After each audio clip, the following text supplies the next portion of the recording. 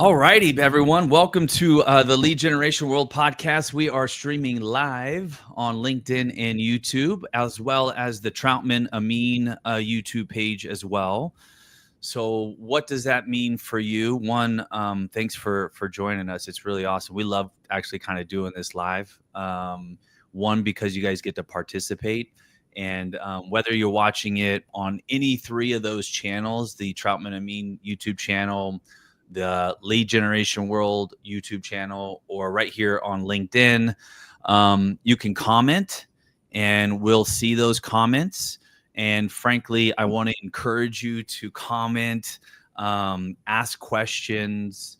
We've got Eric Troutman, these are of the TCPA world, with us today. And, it's rare we get an opportunity to ask those questions that you may not otherwise get, or may cost you a lot of money to answer.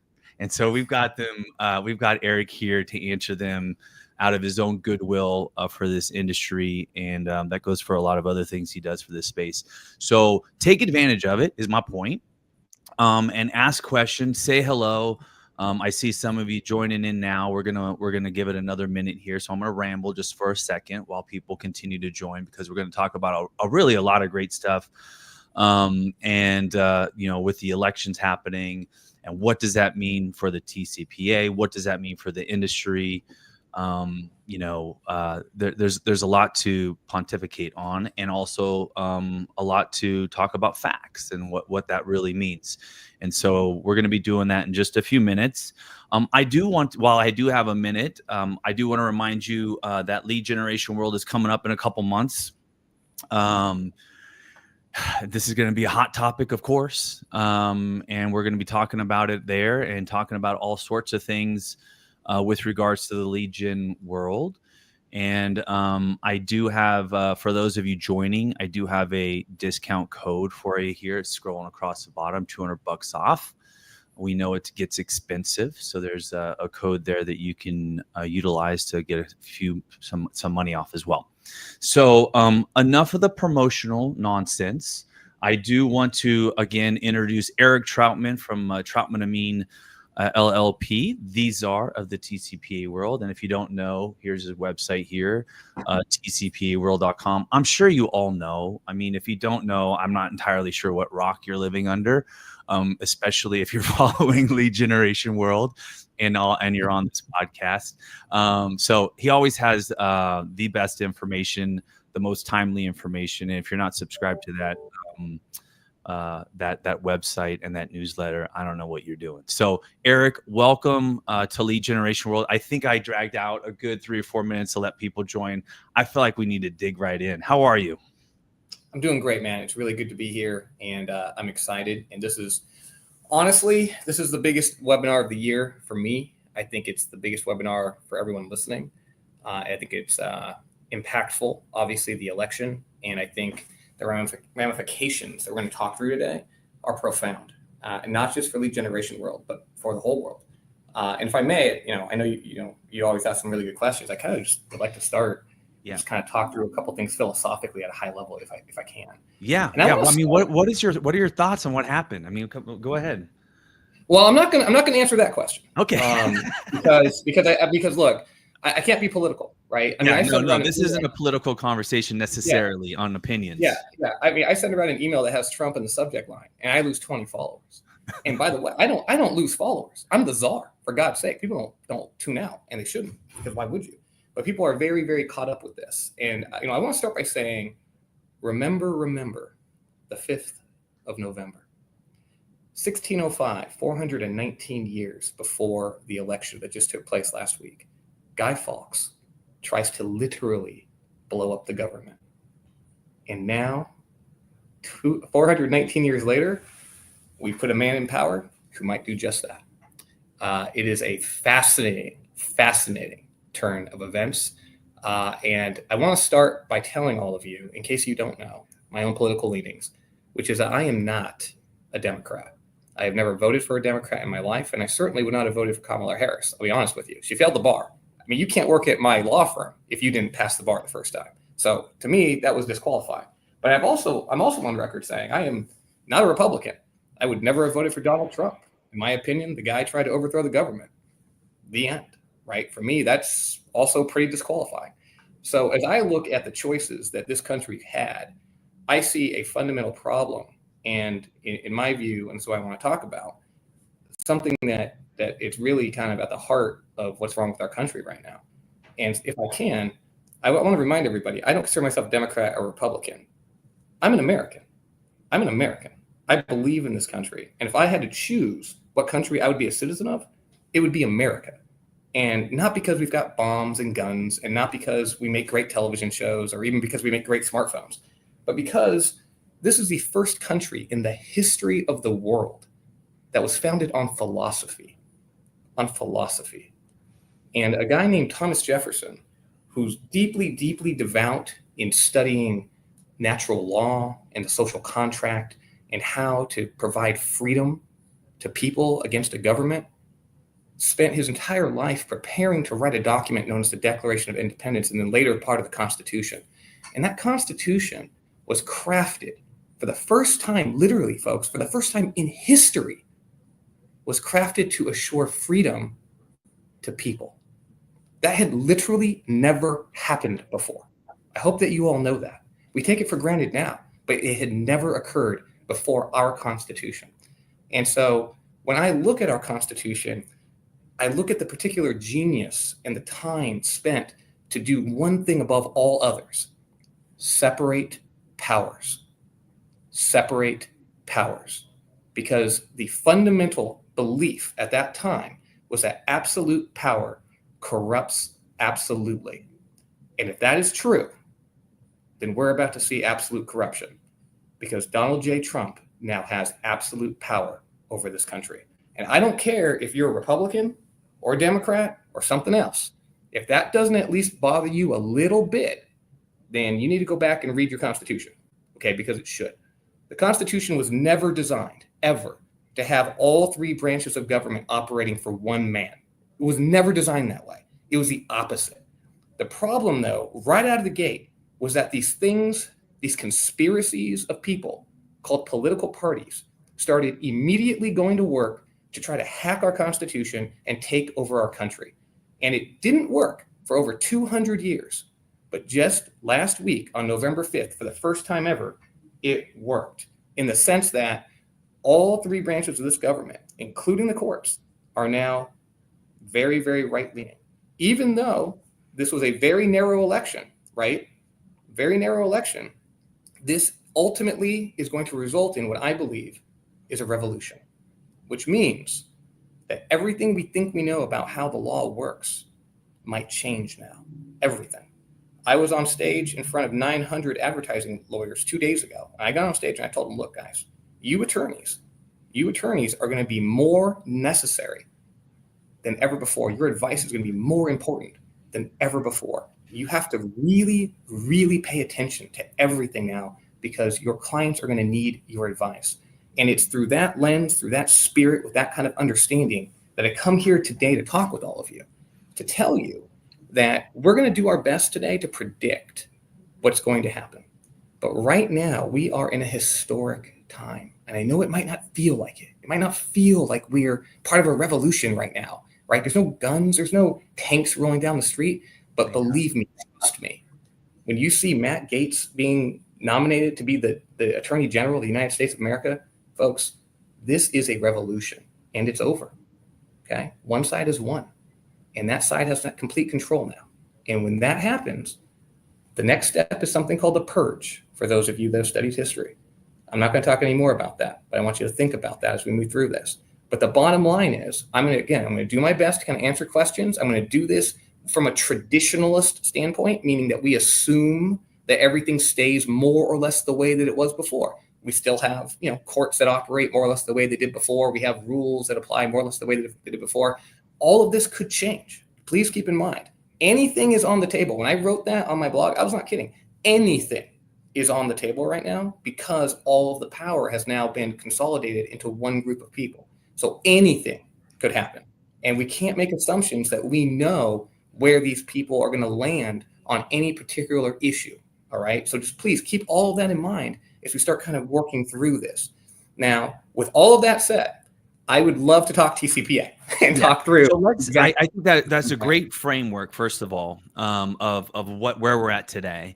And I also think maybe we should set the table a little bit even more. And before talking about, okay, post-election, let's talk about a little bit what's built up maybe to the election with regards to the TCPA in the current month that we're in now, and maybe a month or so leading into it. There has been, you guys have been working with the FCC. There has been discussions with them regarding TCPA. Can you share any discussions sort of pre-election of where things were with them? Absolutely. So on behalf of REACH, you guys know Responsible Enterprises Against Consumer Harassment. I'm the president of REACH. We've been speaking with the commission, both with the Bureau, those are the guys that actually write the rulings and the law, and also with the offices for each of the commissioners to talk through a couple of things, really three things. One is we wanted to check in on what is the status of the one-to-one rule, particularly around the Small Business Administration, the SBA's efforts to maybe claw back a little bit of the provisions that are in that rule. And I have really, really good news on that front, like really good news, which is Gayla Huber in particular, and IntegraShield, a REACH member, has done a fantastic job kind of making inroads there, has obtained really very positive feedback, was invited, to kind of move forward with certain, I don't want to talk about it too much, I don't want to screw anything up, additional filings perhaps to try to massage and soften parts of the rule. And it was looking great. To be honest with you, it was looking great. But we have a problem now, right? Which is Ted Cruz properly, not saying he did anything wrong, properly sent a letter now to the commission asking them to put the pencils down on everything. Well, that likely includes a revision to the one-to-one rule that we were working on for the last few months. So this is just kind of the first moment where everyone should recognize that what people thought would be a victory for lead generation, at least out of the gate, at least initially, might actually not be great for us, because rather than have a revision that we were anticipating, at least potentially, that was going to soften a lot of the terms, now the odds are pretty low that anything changes between now and January 26th, which is, of course, the effective date. So that's bad news out of the gate. Okay, so that is unfortunate, because it sounds like, just to reiterate, things were potentially moving in a direction that could have been softened up in the rule, whatever that means. I don't know, but there was going to be potentially some improvements from our perspective on that one-to-one rule consent. But with Cruz's letter and request to not do anything, basically pause until any further developments with the board is done, that could be paused. Now, what are they? Do they? I mean, is this a what is the how serious do they take Ted Cruz's letter? First of all, and do they continue to work, especially in light that they may not have a job soon? Yeah. So let's just talk about that real quick. Yeah. So first of all, they take it very seriously. Okay. This is long-standing precedent with these agencies. And in fact, Jessica Rosenworcel, who is the current chairwoman of the FCC, had literally written the same request to the former chairman, Pai, when he was the chairman. She, as at that time a commissioner, said, hey, look, when Biden won, hey, put your pencils down. We can't do anything. We've got a new administration. So I would be did they concede to that? Yes. Okay. So I would be absolutely stunned if the commission went forward with anything controversial right now, and it'd be subject to congressional review anyway. So I don't see that happening. But what is going to happen, and this kind of segues into as we start kind of pontificating about what the future is going to look like. What will happen is, some point probably on January 20th, maybe a little bit a day or two before, maybe a day or two after, but right in that time frame. Jessica Rosenworcel will step down as the chairwoman, and in all likelihood will step down from the commission. She will then vacate her spot, which will then be filled at some point by Donald Trump. Now, it took Biden 9 months, right, to even propose somebody. When he did, it was Gigi Sohn. That did not pass muster. And so we did not have a full FCC after Biden's administration took over until Anna Gomez was became the commissioner like 2.5 years later. I do not expect that Donald Trump is going to wait 2.5 years to get somebody in at the FCC. In fact, this is one of the things, going back to the absolute power that Donald Trump now has, is he, has done such an incredible job. I mean, I got to give the guy a ton of credit. He's done such an incredible job preparing himself for transition and, having the ability to understand and map out essentially all the federal agencies and be in a position to put his people into place incredibly quickly. Again, I'm not making like a moral, I'm not saying that's good or bad. I am saying it is impressive. And I believe fully that he will, rapidly nominate an individual, and it will not be me. Okay, there was a lot of people kind of, speculating if I was going to have a role in the administration. The answer is no. I do not make a very good lieutenant. And again, I'm not expressing an opinion on this other than to say, Donald Trump is looking for people who are going to do what Donald Trump wants them to do. And I'm a little jealous because if I was in control of the government, that's exactly what I would do too, right? I don't want people in there thinking. So he's going to find somebody that he thinks is going to be aligned with him. He's going to have that person nominated. And I would imagine that the commission will be back at full strength probably by July, and maybe even faster, right? So I'm anticipating that it's going to go very, very quickly.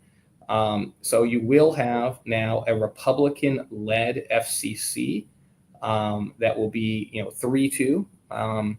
Again, probably no later than July. It could be May. It could be even earlier. Once that happens, of course, now the commission has the opportunity to make waves. It can make new rulings, adjust previous rulings, and again, in the past, the FCC was not a terribly political institution.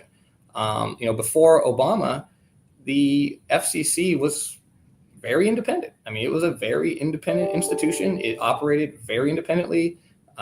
Virtually all of its staffers were lifers. That's still true to a degree. And the commissioners were largely Democrats or Republicans in name only, right? They were there to serve the greater good. And by and large, that's what they did. If you want to point fingers at the politicization, I think without question, Obama and some of his appointments started that trend. Trump furthered that trend. Biden furthered that trend. And now we are absolutely a highly politicized organization over there at the commission. We just are. And so that does beg the question, right?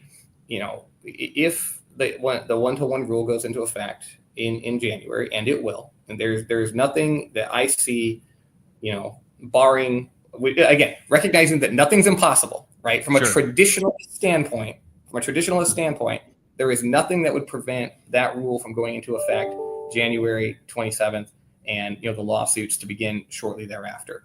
Again, anything could happen. I mean, Trump could come in and say, I'm banning all federal regulation until Elon Musk has a chance to review everything. Who knows, right? You can't rule out anything right now. But assuming that things go the way they more or less generally always have, that ruling will be effective, the courts will be open, and the lawsuits can begin. Now, without question, with the new Republican administration in there, somebody's going to try to ask the FCC to reconsider something, right? And will that work? The answer is maybe. Let's first recall that the original one-to-one rule was not 3-2, it was 4-1, okay? Meaning that one of the Republican commissioners already voted in favor of this thing. So is it possible that Republican commissioner changes his vote and reconsiders something he supported before? It's possible. Do I anticipate that? I do not. Secondly, remember, robocalls are a bipartisan issue. In fact, our new majority leader, John Thune, from the great state of South Dakota, who's now in charge of the Senate, the fourth most powerful person in the country, he wrote the Trace Act, guys. Okay, so this guy is very focused on robocalls. In fact, he has made it his mission as a legislator to focus on robocalls. And if there's one other thing I'll say that's very positive about Trump, and I think Americans detect this, I think this is why they voted for him, is he gets shit done, right? And the people that he puts in his administration are going to focus on getting things done. That could be good for small businesses and callers, or it could be bad, right? if his administration decides we're going to put an end to robocalls, unlike previous inept efforts by the government, I have every belief that they'll get it done. And that is not necessarily a good thing for everybody, right? I mean, it's going to be a good thing for consumers, at least in many instances, but how's it going to look for lead gen? I don't know. Maybe not that good, right? So I think as we start kind of mapping this out, game planning, right, how things are going to look, again, through a traditionalist lens, I think we need to assume one-to-one is still going to happen. There's not going to be any modifications to it now in all likelihood. And there will likely be challenges up to the commission. I cannot rule out that those challenges might meet with success, but there's nothing that I see that says, oh, absolutely, the new FCC is going to side with the robocallers, the small businesses, the lead generators, and shut down this awful one-to-one rule. That could happen, but there's nothing that I see that says, oh, that's definitely the way things are going to break. So again, recognizing that anything's on the table, anything could happen, we should move forward assuming that one-to-one is going to be the law for at least, that we should assume it was going to be the law.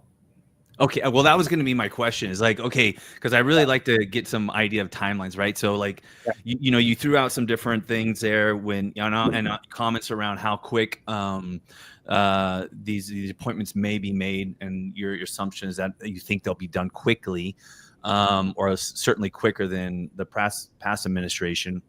But we've got one-to-one consent. Okay, your assumption that the efforts that just to summarize, the efforts that have been being done right now probably won't make a effect on because of Ted Cruz's letter and request. It's not going to make an effect, and it will go into law. Then the courts will be open to taking cases immediately thereafter. You also said that obviously there's a bipartisan to stop robocall. I think frankly, everybody wants robocalls to stop. That's somewhat separate, though, from one-to-one consent, which I think is the main concern of the industry from a financial and economic growth standpoint, is really the one-to-one consent, not necessarily robocalls, but obviously that plays a part too. So that's sort of the summary we're at. We have an option. We can kind of go into a greater discussion or a broader discussion around where you think enforcement's going to lie down the road, how it may affect businesses in the industry, the impact on lawsuits. We can talk about how states may show up to this now, because there's two different things, right? Where do you want to sort of go down? Oh man, there's so much fun here. Let's get to states here in a second, but let's stay federal. Okay. Federal for just a moment if we can. Yeah. So I think you put your finger on something very important from a policy perspective, which is differentiating between robocalls on the one hand and the superpower of the lead generation industry and helping small businesses on the other. These are two different things, and I believe, as we started and framed this out from the start, reach is the answer to this, right? Setting standards and having self-governance of industry actors that follow good standards. That is how you stop robocalls, and we've stopped. You saw 11 consecutive months, guys. Robocalls have been down because of the work that we've done together as an industry, right? But at the same time, you have to give breathing space to the small businesses and the lead generators and let them continue to serve consumers, right, the way that they need to be served so that they can win, right? So that is the policy push. It's always been the policy push. I believe that will be more likely to be absorbed by Republican in the FCC. But ultimately, right, again, these are Trump's movement is a populist movement. It's a populist movement.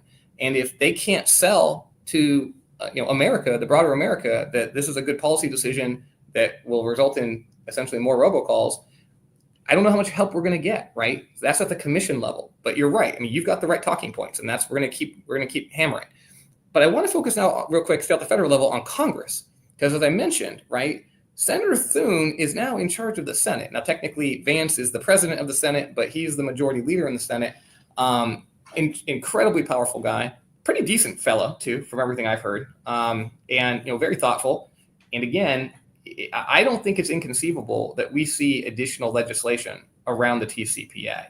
Now, you remember in the last session, there was an effort to expand the auto dialer definition, regulate AI, require disclosures.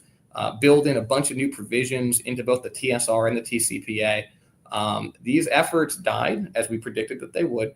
But in this new realm, it would not surprise me at all if Thune, using his new role, kind of immediately got to work looking at something on the TCPA.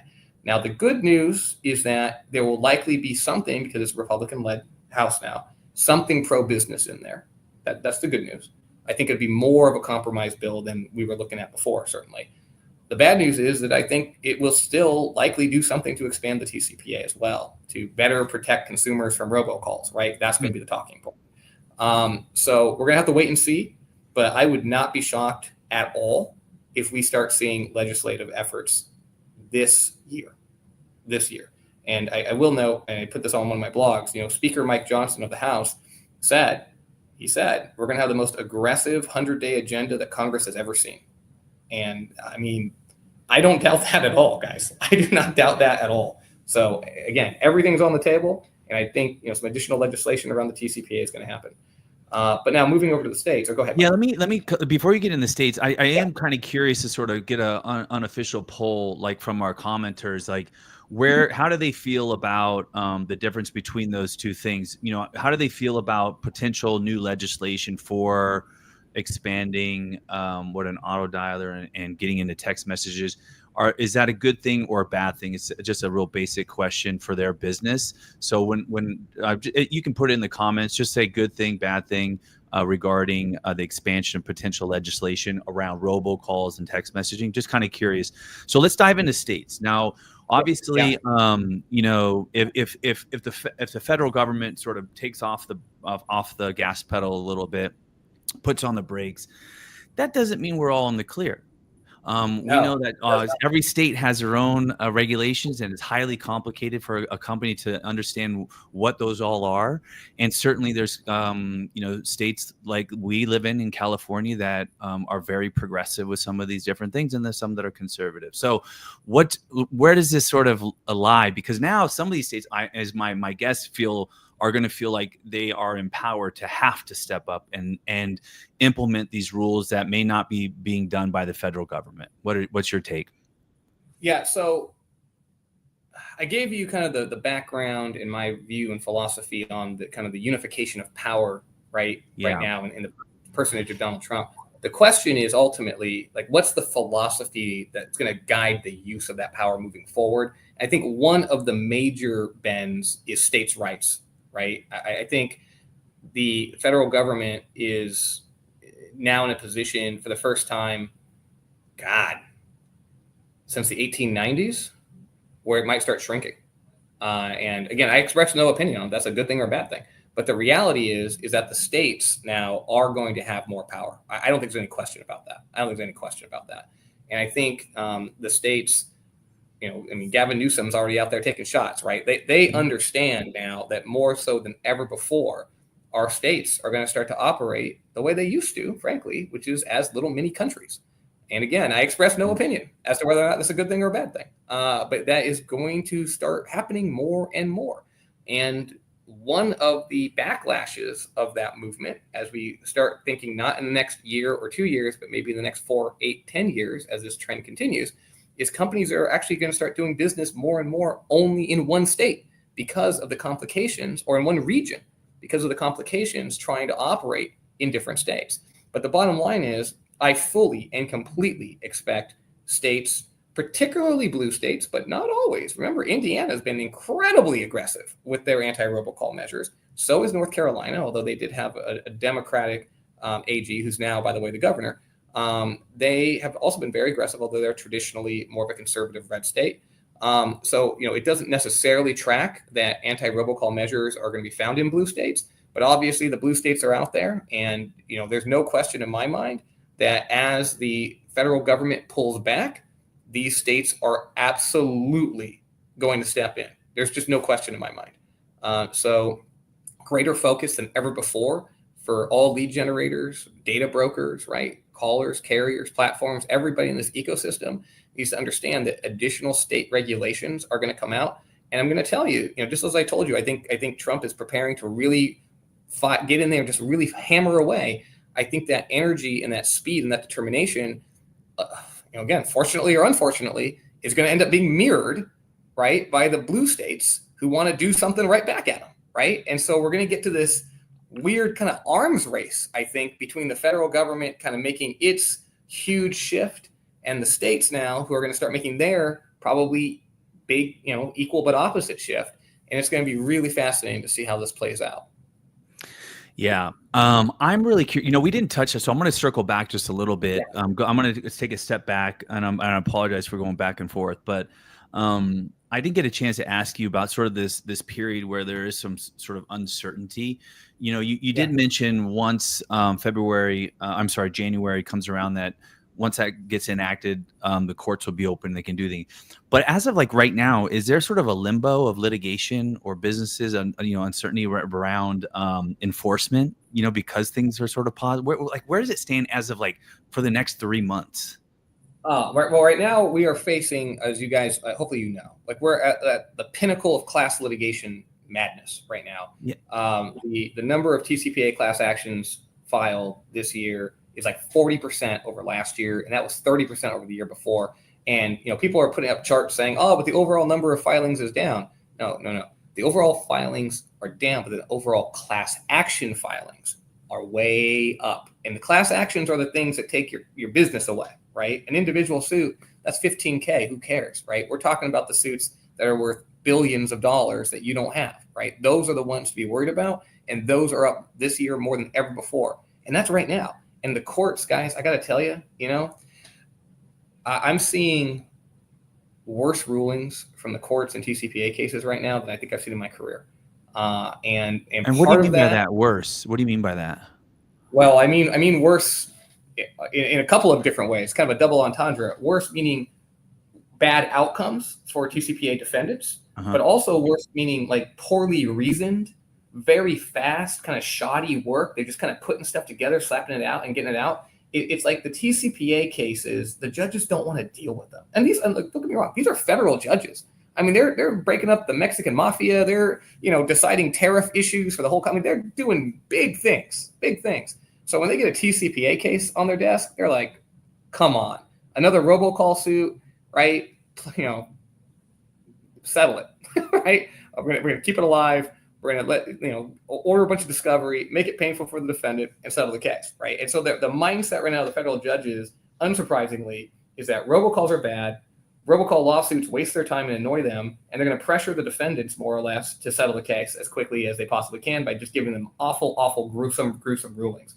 And if you're following the TCPA world, man, you are seeing just some gnarly stuff for the lead generation world. I mean, lowermybills.com was found to be an unenforceable web form. Well, I mean, what else do you have to say, right? Like one of the biggest lead generation sites in America was found to be unenforceable. I cannot overemphasize how hard it is right now for a defendant that is buying leads to defend successfully a TCPA lawsuit based upon a third-party lead that they have purchased. It is very challenging right now. The climate is very challenging. Say that one more time for me. Yeah, I cannot. Like how hard? Like say that. You said it's impossible. Say that one more time. No, it is incredibly difficult. I mean, look. Yeah. We're Troutman Amin, right? We win. Okay, that's what we do. But when you look at what's happening out there, like across the TCPA world landscape, you guys know I read every case every day, and I blog about it on TCPAworld.com. I've got a complete history of the TCPA. So when I tell you 2024 was without a question the worst year for TCPA defendants ever, believe me, I am telling you the truth. Not just because more cases got filed, but because the illusion that third-party lead generation was somehow bulletproof is gone. It just shattered. That illusion is shattered. Defendants that are buying leads and making calls in reliance on those leads are getting killed because the form is not being deemed enforceable, because the lead was purchased from an aggregator who purchased it for someone else, who bought it for someone else, who went out of business, and they can't produce the records, right? Basic failures of proof, basic inability to authenticate records and get them into evidence, the inability to get a Jernaya token, the Jernaya token not actually demonstrating playing properly. Like just all these things are leading to, just all these unforced errors, people tripping and falling over themselves, can't even win basic motions because of basic evidentiary issues. It's just bad out there, Mike. It's really bad.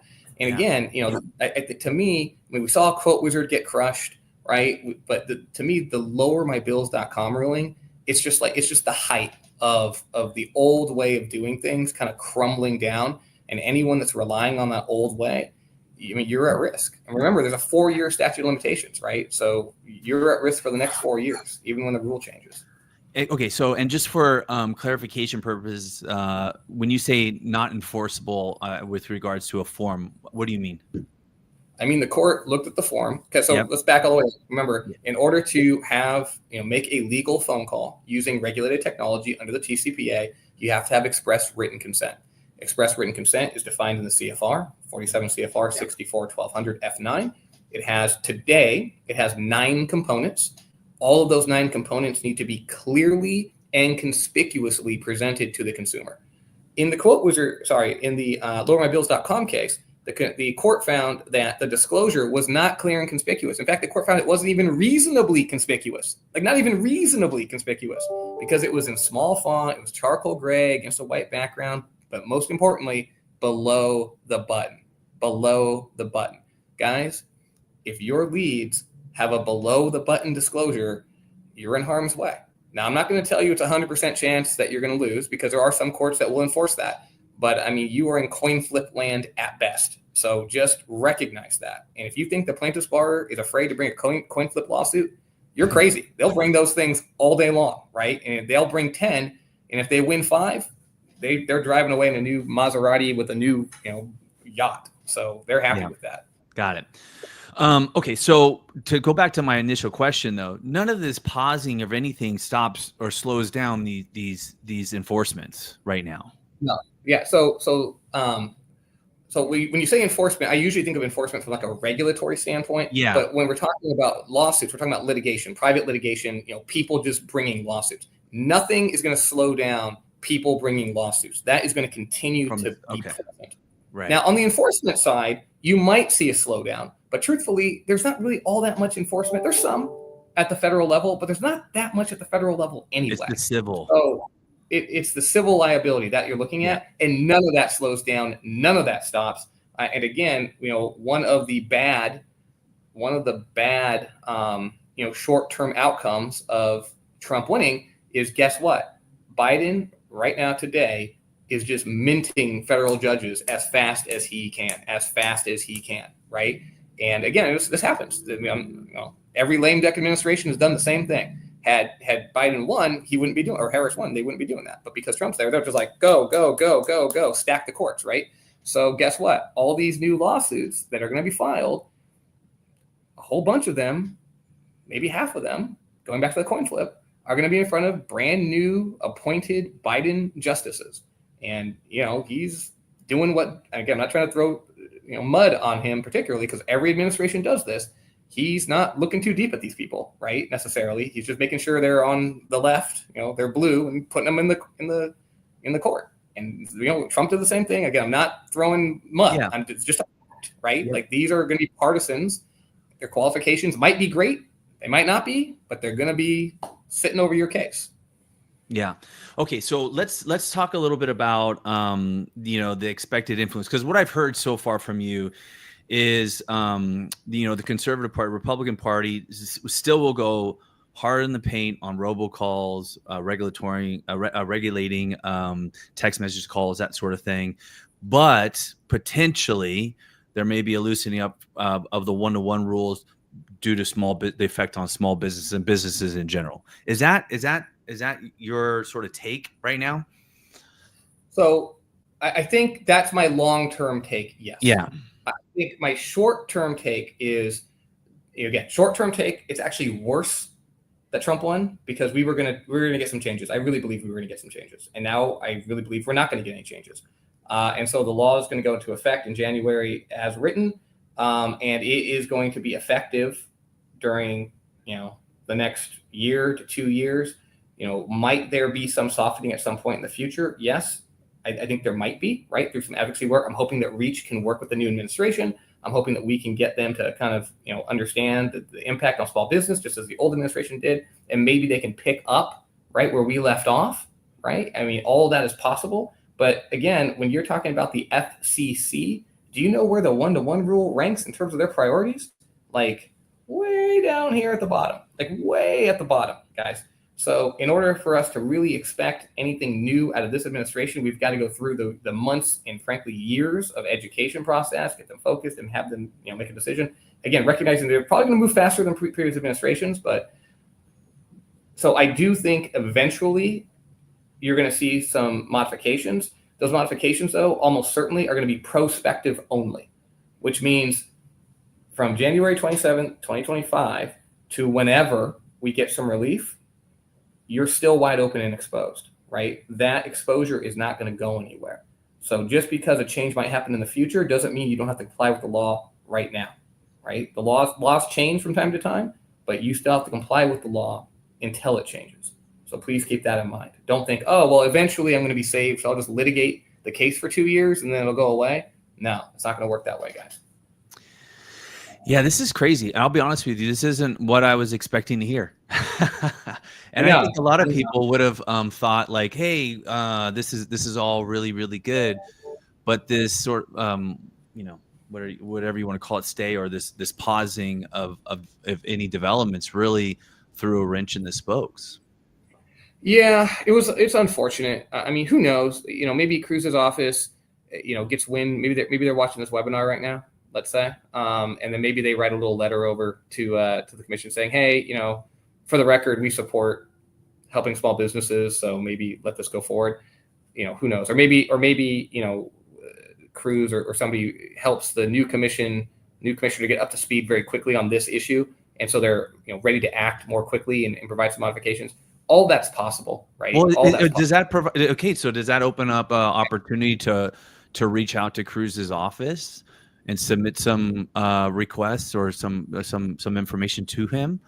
Yeah, I mean, I would one that has touch points on the Hill to use them right now, right? I mean, right. I mean, look, please understand, these guys are insanely busy right now. Again, both sides are gearing up for metaphysical and hopefully not literal war. Okay, so they are going to be very, very, very hyper-focused. That at the same time, though, they are hyper-focused on setting an agenda, right? And if you want to get on the agenda, now is a decent time to, try to knock on some doors. Now, TCPA world has a lot of reach. That's all I'm going to say. So it's possible that certain people are tuning in and kind of hearing what I have to say already. But if there are, additional touch points that anyone wants to leverage, it's not a bad idea to try. Again, I think it's going to be real tough to get a meeting right now, real tough. But if you can get 5 minutes of a staffer's, time over a cell phone call, try to do it. Okay. Yeah, no, this is amazing info, and I want to give just a moment because we just have about 10 minutes left of this webinar, and I want to give some opportunities for people to ask some questions. We do have a few coming in, but for those, please go ahead and type them in now for Eric. And I'll make sure to read them off. Before I ask this one question here, because I think it goes back a few steps. I want to ask you sort of, is there anything else that we haven't touched on that you want to talk? We talked about where things were at today, the effects of the election and how negatively potentially affected it, where we see post-January moving towards and that sort of timeline. We talked about states and the idea that states may step up some of these regulations and enforcements. What else? Did we miss anything? Well, I think there's an appeal that people are very interested in. The IMC appeal is set for oral argument in December. Okay, explain what this is. Yep, explain what it is.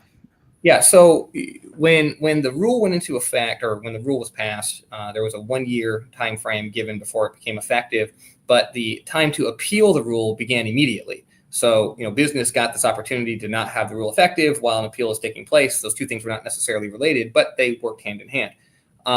The appeal is a challenge by a group called the Insurance Marketing Coalition, which is another trade organization, and they are challenging the rule on frankly, in my opinion, not the strongest grounds. And so that's why I have not been talking about it. Like I read this thing and I just thought, well, this is pretty much DOA. However, I will say the opposition from the FCC, and I love you guys over at the commission, not trying to be mean, but it wasn't the strongest, right? I just say they didn't. I don't think they really devoted all that many resources to this, which just goes to show. I mean, like the FCC has so many other priorities, So I think in a weird way, the IMC caught the commission a little bit flat-footed, which you wouldn't have expected given how much time they put into crafting the order, because their opposition wasn't terribly strong. And with the developments now around the Supreme Court looking at the Hobbs Act and possibly striking it down, it raises an interesting kind of tug and pull, because the challenge was actually brought under the Hobbs Act. So if the Hobbs Act gets struck down, then was this challenge even properly taken? It's kind of interesting. It's just kind of interesting little wrinkle. But leave that alone. I think it's worth everyone paying attention to it now. I think TCPAworld.com will be live blogging the hearing, talking about what we're seeing as it's going on, live, so that folks are aware of it. What's the date on that again? Sorry. I think it's December 12th. I want to say it's December 12th. Okay. Yeah. But my official, percent chance of that thing winning is like 5%. Now, again, when we hear from the judges, maybe we'll hear something stunning. Like, we don't think anything should be enforced until, the new administration takes over. So we're going to pause. I mean, it could happen, right? Like you can't, like I said, I'm looking at this from a traditionalist standpoint, from the institutions of the government are going to continue to work the way they're supposed to work, or have worked historically. I guess I can't say supposed to work, have worked historically. But again, from a revolutionary standpoint, anything is on the table. So they could walk in there and the judges could say, you know what, we're just going to wait to see what happens in January, and we're going to issue a TRO and nothing's enforceable. It could happen. Can't rule it out. But again, that shouldn't happen from a traditionalist standpoint. Got it. Okay. I've got one question. Sort of like I said, it goes back a little bit, but we'll go ahead and ask it.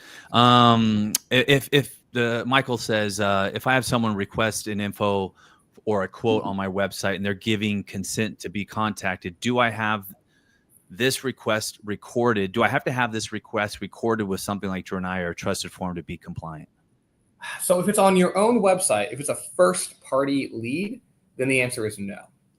If it is a third-party lead, then under the new record-keeping requirements, the commission does require callers to actually take possession of the consent record before they make the outbound call. Now, exactly what that means is unclear. It's going to have to be tested in court. But in my opinion, you can get that by having a Journai or a trusted form, right? I mean, that looks like a pretty good record of consent to me. So I don't own stock in these companies. Kind of wish I did. But I would certainly encourage my clients to consider using that technology as a way to meet that record keeping requirement. Although there are other ways to do it as well, but you've got to be doing something, because you can't just buy, leads, meaning like an API push that sends one line of data into your CRM that launches a call. Like that's not going to cut it, guys. You got to have something that demonstrates that consent event took place. All right. There's been mixed. This is from Randy. There's been mixed thoughts on the use of pre-selected checkboxes for multiple sellers in a form for one-to-one consent, and having consumers physically check each box. What are your thoughts on best protocol for multiple checkboxes to be compliant with the one-to-one ruling? Yeah, when I was at ANA, we had a bunch of lawyers in the room, and that was the Association of National Advertising event I was mentioning that was at on Tuesday. A bunch of lawyers in the room, and this was a very hot topic.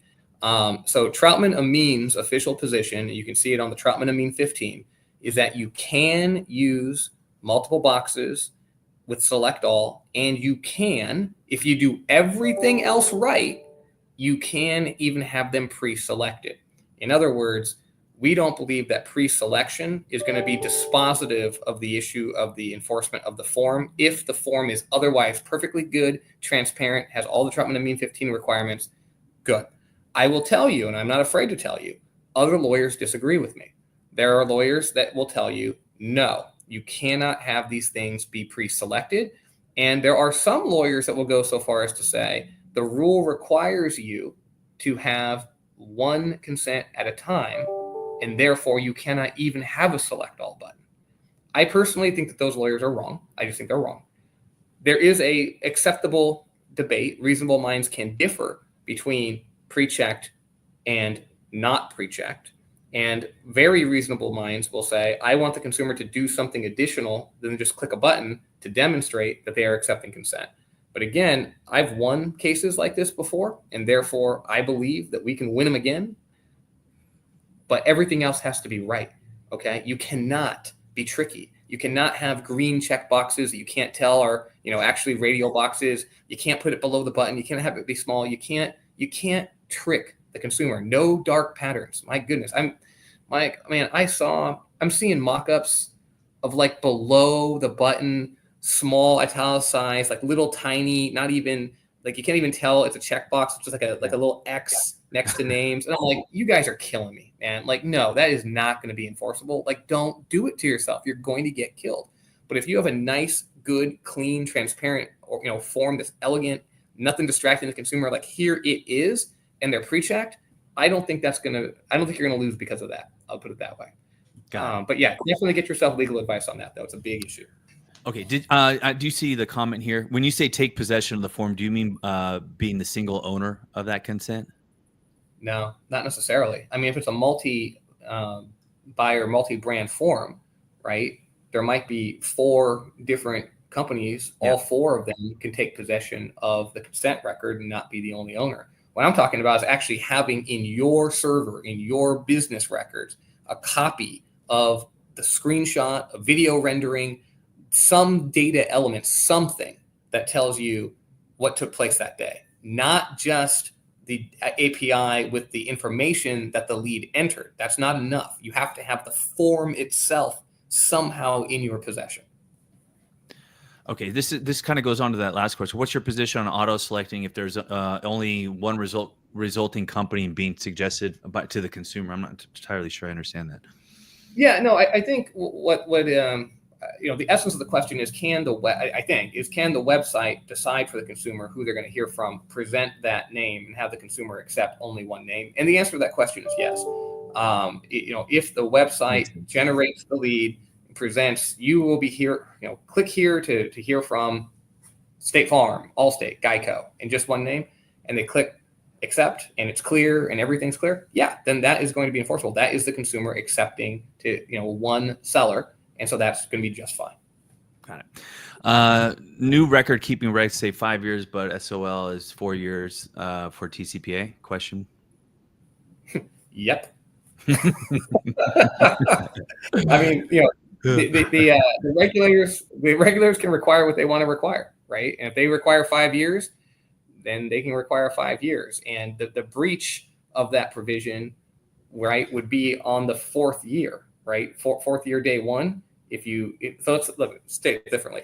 If you only held your records for 4 years, right, you haven't breached the rule until that last day.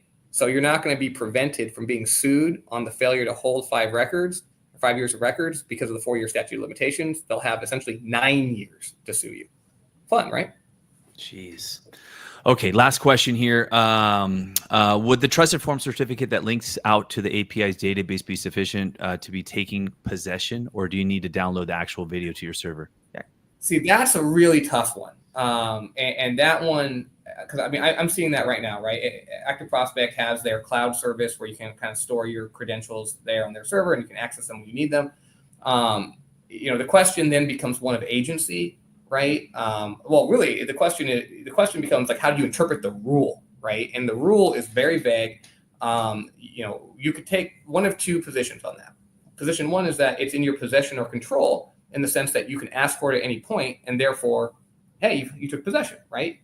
You're not relying on the third-party lead provider, which is the essence of what the commission's trying to get at. Another way to read the rule is it says, no, the business has to take into possession, and Active Prospect is not your agent. They don't work for you, right? You're not a single enterprise. You're 2 separate companies, so you don't have possession. The end, right? That one's tough. I can't answer that one for you. You're gonna have to get a lawyer to look into that. Okay, so I really appreciate this call. It like I said, it didn't go as I expected, and I think it was really, really enlightening. And what I would like to tell people is that you must subscribe to TCPAworld.com to keep up to date with this stuff.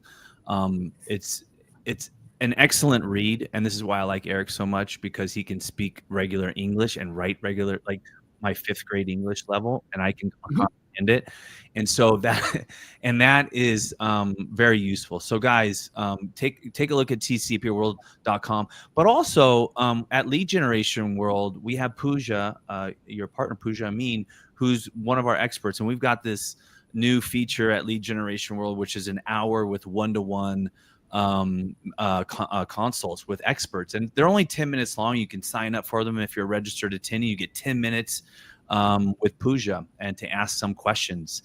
And if you don't know, that kind of time is really, really, really expensive.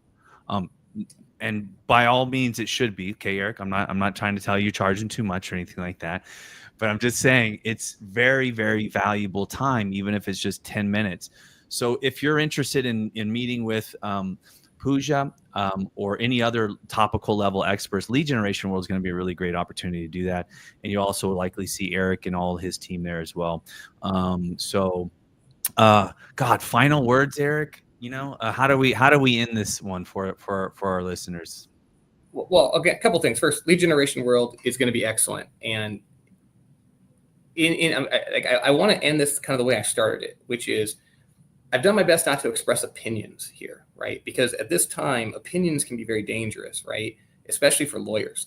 We need to get the facts. We need to have the truth, right? And that's going to be a day-by-day kind of measured data point analysis sort of enterprise, which I got to tell you is how I built TCPAworld.com, right? It's the idea of amassing every potential data point to inform on a complex issue so that you can make the best possible decisions.